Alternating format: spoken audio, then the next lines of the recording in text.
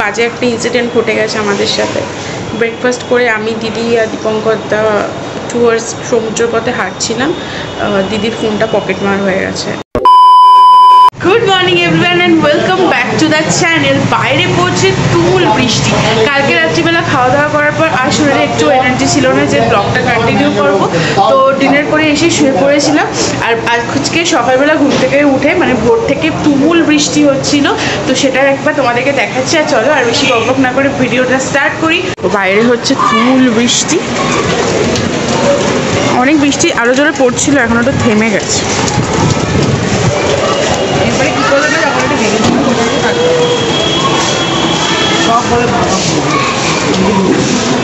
চলো তো ঘুম থেকে উঠে চা খেলাম, খেয়ে এবার এসেছি ব্রেকফাস্ট করতে। আবার ওই নিউ প্রজিত রেস্টুরেন্ট, মানে যেটা আমাদের হোটেলের অপোজিটে রয়েছে, সেখানে এসেছি। এবার দেখা যাক কী টেস্ট মানে কী খাই। ধোসা খাওয়ারই ইচ্ছে আছে।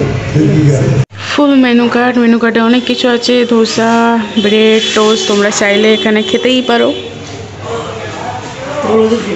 চলে এসছে আমাদের ধোসা। এটা হচ্ছে আমি নিয়েছি প্লেন মশলা ধোসা, যার দাম পড়লো 70 টাকা। আর এটা হচ্ছে মশলা ধোসা, যার দাম পড়লো 110 টাকা। আর এটা হচ্ছে প্লেন ধোসা, যার দাম পড়েছে 70 টাকা। আর ঘড়ির কাঁটায় বাজে এখন ওই অ্যারাউন্ড 1টা। খুব বাজে একটা ইনসিডেন্ট ঘটে গেছে আমাদের সাথে।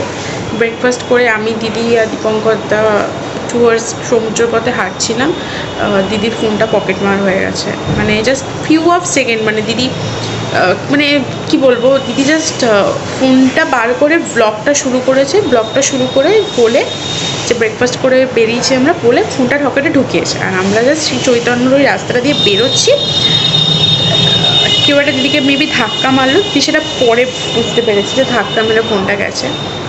মানে জাস্ট সিচুয়েশানটা জাস্ট মানে বলতে পারছি না। জানি না আজকের ব্লগটা কীরকম কী কন্টিনিউ করতে পারবো, কারণ এরকম একটা ইনসিডেন্ট ঘটার পর আর ব্লগ করার পুরো ইচ্ছেটাই চলে গেল। যাই হোক, যে ফোনটা নিয়েছে তার জন্য কোনোদিনও ভালো না হয়, কারণ ফোনটার দামটা অনেকটাই বেশি ছিল। আর একটা ফোন যাওয়া মানে একটা বিশাল বড়, মানে কি বলবো, মানে শরীর থেকে কিডনিই চলে যাওয়া যাকে বলে এখন। কারণ আমাদের কাছে স্মার্টফোন এখন এতটাই ইম্পর্টেন্ট। দেখো ফাইনালি উই আর হিয়ার, চলে এসছি আমরা। আর এই হচ্ছে দেখেছো,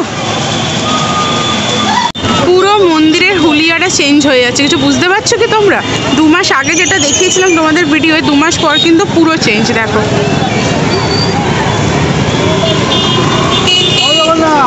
এই পুরো রাস্তাটা খুলে দেওয়া হয়েছে, আর এই পুরো ধার ধরে এই দেখো, এই হচ্ছে এতটা, মানে ওই দূরের ওই জায়গাটা থেকে পুরোটা হেঁটে এসে তারপরে জগন্নাথের মন্দিরের সামনে যাওয়া হচ্ছে। আর সামনেও একটা জায়গা রয়েছে, কিন্তু সেখানে 200 টাকা করে টিকিট নিয়ে ভেতরে একদম মানে এই লাইনটা দিতে হচ্ছে না, জাস্ট এন্ট্রি হয়ে যাচ্ছে।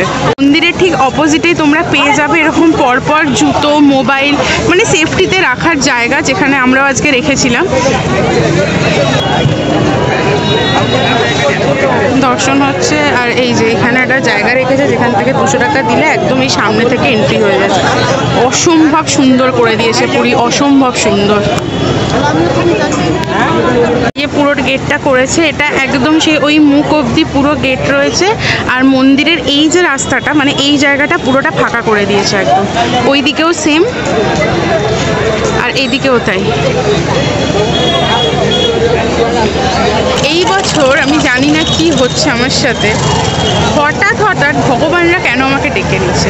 তাদের কি ইচ্ছা আমি তাদের কাছে চলে যাই, নাকি এইভাবেই আমাকে দর্শন দেয়? এই পুরীর প্ল্যানটাও একদম হঠাৎ হয়েছে আমাদের। জাস্ট মানে 1 সপ্তাহ কি 3-4 দিনের মধ্যে আমাদের প্ল্যান হয়েছে, টিকিট কেটেছি, টিকিট কনফার্ম হয়ে গেছে। সাথে মা আছে, বাবা, দিদি, জানাবো, আমরা সবাই এসেছি। এখন একদম জগন্নাথের সামনে দাঁড়িয়ে আছি, একদম সামনে থেকে দাঁড়াও, মানে আমার গায়ের লোম খাড়া হয়ে যাচ্ছে। আমি এখনও বিশ্বাস করতে পারছি না যে হ্যাঁ, আমি আবারও পুরীতে দাঁড়িয়ে আছি। জাস্ট 2 মাসের মধ্যে আমি আবার, এটা মনে হয় জগন্নাথের দেবের জন্যই মনে হয় এগুলো সার্থক হয়, আদারওয়াইজ নেভার নো। এই যে পুরো মন্দিরের এই চত্বরের বাইরেটা পুরো ব্যারিকেড দিয়ে দেওয়া, মানে ওই পুরো গার্ড, এই কী বলে, পুরো বাইরেটা তোমার ঘিরে দিচ্ছে আর অসম্ভব সুন্দর দেখতে লাগছে পুরী, অসম্ভব সুন্দর। মানে আমি লিটারেলি আমি বলে প্রকাশ করতে পারবো না, এতটা সুন্দর দেখতে লাগছে পুরীর চারপাশটা। ওকে গাইস, তো দর্শন করে অনেকক্ষণ আগে বাড়ি ঢুকে গেছি, পুরো ভিজে গেছিলাম, মানে পুরো চান করে দর্শন করেছি, এত তখন জোরে বৃষ্টি পড়ছিল।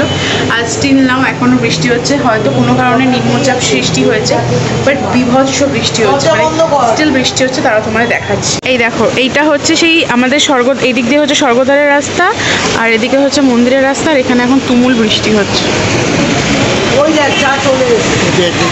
আর এদিকে আমাদের বিকেলের চাও চলে এসছে। কি বলে জানো, একদম সাটা ফাটা ওয়েদার। দেখো পুরো বৃষ্টি আর বৃষ্টি, বিরক্ত লাগে। যখন কলকাতায় থাকে বৃষ্টি হয় না, আসলে পুরীতে যেই এসছি এত বৃষ্টি সে বেরোতেই পারবো না, সেই জন্য ঘরেই আমরা আনালাম গরম গরম আলুর চপ আর তার সাথে আলুর পকোড়ি। খেতে ভালো মা। এখন ঘড়িতে বাজে 6:30, বেরোলাম একটুখানি সমুদ্র সৈকতে। এমনি তো বৃষ্টি পড়ছে, বৃষ্টিতে তো লোকেও জন কমই রয়েছে, আর আজকে আবার এই স্ট্রিট লাইটগুলো অফ করে দিয়েছে, হয়তো বৃষ্টির কারণে জ্বালায়নি। আমি যেই দোকানটা থেকে ভুট্টা খাই সেই দোকানটা এখন বন্ধ, তাই আজকে এর থেকেই খাবো।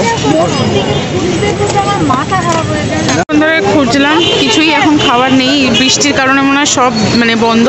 তারপরে ভাবলাম কি খাবো, এখানে একটা মোমো খাবো আর খাবো হচ্ছে ভুট্টা। ফাইনালি আমি আমার ফেভারিট এই ভুট্টাটা পেয়ে গেছি, যেটা আমি কলকাতায় পাই না। আর তার সাথে এখানে আমরা নিয়েছি হচ্ছে 1 plate chicken steam momo. I hope এই দোকানটা তোমাদের সবার মনে আছে, দার্জিলিং মোমো, এই দোকানটা থেকেই খাচ্ছি। এই ভুট্টাও 30, মাখা ভুট্টাও 30। আর এই লাইনটা ধরে লম্বা পুরো পরপর অনেক খাবারের দোকান আছে। বৃষ্টি পড়ার চক্করে বালিগুলো কিরকম দেবে গেছে, মানে ভিজে গেছে না। এইবার দেখো, ওয়াও, সুপার সুপার, একটা আলাদাই ফিলিংস আসছে ব্রো।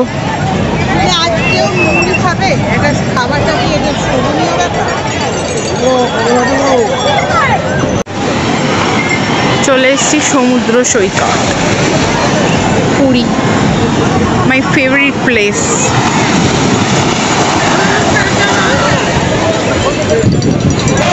অনেকক্ষণ ধরে কিছু খাইনি বলে মনটা ভালো লাগছিল না, তাই এখন আমরা সরু গজা নিয়ে নিয়েছি, হলদিরাম, মিনি হলদিরাম।